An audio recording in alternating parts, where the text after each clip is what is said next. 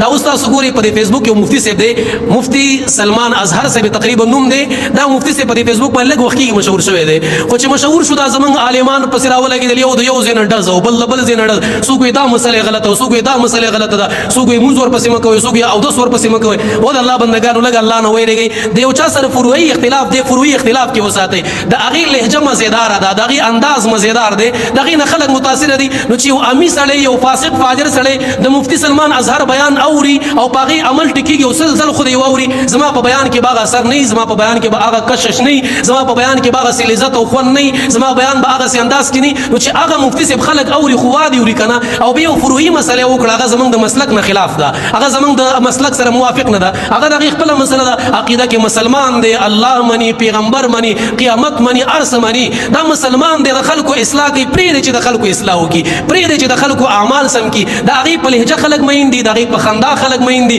دغه په انداز خلک مین دي زویم چې څومره یو عالم پیدا کېدل شي او دغه په وجه خلک اصلاح کېدل شي خبره ده یو سړی د اسلام د عقاید او ضرورتونو نه انکار کوي چې په هغه سړی مسلمان نه پاتې کیږي د الله نه منکر دی پیغمبر نه منکر دی صحابه نه منکر دی د قیامت نه منکر دی جهنم نه منکر دی جنت نه منکر دی بیا خو صحیح خبره ده بیان ماوره تقریر ماوره دا نه چې زما د مسلک نه دی نو خبره وسره مکوه زما د مسلک نه دی بیان ماوره زما د مسلک نه دی تقریر ماوره لګ الله نه ویریږي لګ د خپل قبر مخې ته کوي لګ خپل آخرت مخې ته کوي د دې امت د اصلاح کوشش کوي د دې امت د کامیابی کوشش کوي نو زمونږ عالمان په دې ډګر کې دي چې یو لږ مشهور شي ابل ورته التناسي ډایرکټ وې دای غلط وکړه دای غلط وکړه دای وکړه لږ د خپل اعمال ته وګورئ لږ د خپل ځان ته وګورئ لږ د خپل کردار ته وګورئ چې ما د امت مسلمه خدمت ډیر کړو هغه د امت مسلمه خدمت ډیر کوي لږ الله نه ویریږي لږ په ځان کې خشیت خداوندی پیدا کړي را سم مسلې د خلکو جوړ کړي دي دا څه نه ده ما نه تاسو کم سے کم 50 کسانو کړي هر یو سړی راته مفتی سلمان څنګه سړی ولکه خو یو مفتی دی لګي بیان دی کوي زم یو سړی بیان کوم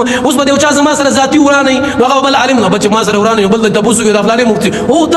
دا خو فلانه دی پام چې موږ پسې ونه کړه فلانه دی پام چې دا پسې ونه کړي مو قسم په الله زه خفه پدې چې خلک يهوديان شل لغي غم سوګ نه کوي زه خفه پدې خلک عیسایان شل لغي غم سوګ نه کوي زه خفه پدې ځوانان ټول ذهني مرتد دي زه خفه پدې د ځوانانو اعمال ټول پټوله تباري دا غیر پر نه د چاچري سوري شته دا غیر پر د چا نه خبره شته نه زبردست بیان شته خو په فیسبوک باندې عالم مشهور شو او زما د مسلک او عقیدین لکه هم دي هټ اخوا دي نو بیا هغه کافر هم دی هغه بيدین هم دی بیان هم ګناه ده او تقریر هم ګناه ده ارسي غلطي لګ الله نه ویریږي ویډیو په سیاسي نقطه نظر نه ده